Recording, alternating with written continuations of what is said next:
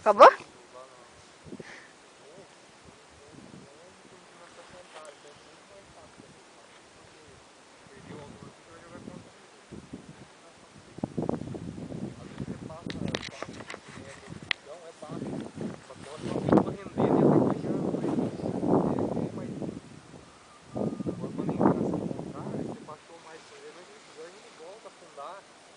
Na área que o vento está mais descendo, né? Não está tão...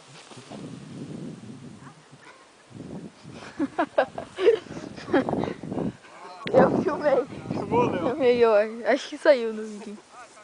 Aí entrada, os caras iam voar, os caras cada mãe. Todo mundo esperando, às vezes assim, termal, olhando, o cara ficava moitadinho, quietinho, levar uma mochila. Acontece. A hora que... Não, mas sabe quando você puxa com vontade, sem vento? Cada mão já dava aquela rolada, e o problema é que às vezes tem um morro subindo, você perde a termal, né? Às vezes é o único dia, pode voo de térmica, dependendo do dia ruim, você tem 52 minutos de decolar sem voo o resto do dia. Você pode acompanhar a poluição, vira vento.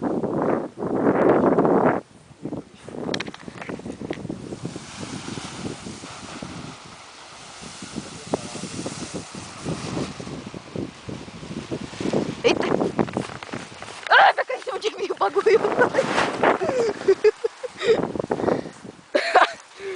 Ai, ai.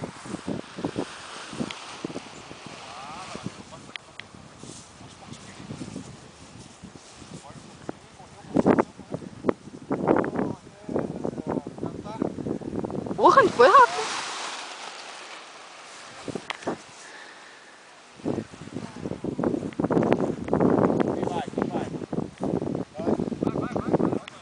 Ai, ai. De novo. Tomei uma velada na cara.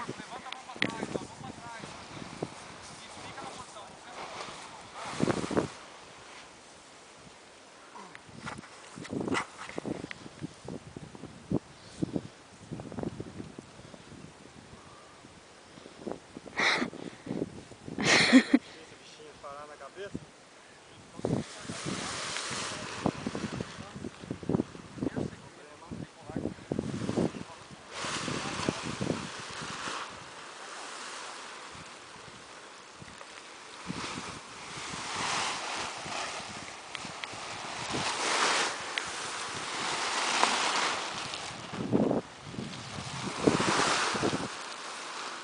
Ô, é mó vento bom que isso aí faz.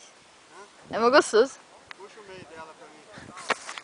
Aí, não gruda nela não, não. Aqui ó. Essa ponta de cá leva pra trás, puxando. Essa aqui? Isso. Não, não. Da ponta daqui da frente. Olha só. Olha